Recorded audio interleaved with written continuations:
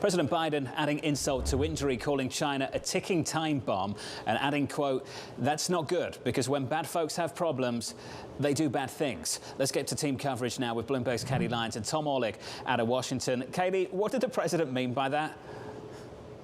Well, he was essentially poking at China's economy, John, but in doing so, he also said a few things that are just simply factually inaccurate. He was talking about how they have a higher number of people of retirement age than working age. That statement not only is untrue, it's off by hundreds of millions of people. He also said China has gone from growing 8% a year to 2%. China grew 5.5% in the first half. So he was saying some things that were untrue, but definitely sharp criticism of China's economy at a time in which the economic conversation around China for Beijing is likely highly sensitive. I know Tom will run through more on what is going on in the economy and some of the fragilities of it, but it could be poking the bear a little bit here, especially at a time in which President Biden and his administration are trying to stabilize ties with Beijing. We have seen something like this happen before, John. If you recall back in June, also at a donor event, Biden referred to Chinese President Xi Jinping as a dictator in the almost immediate aftermath of Secretary of State Antony Blinken returning from a trip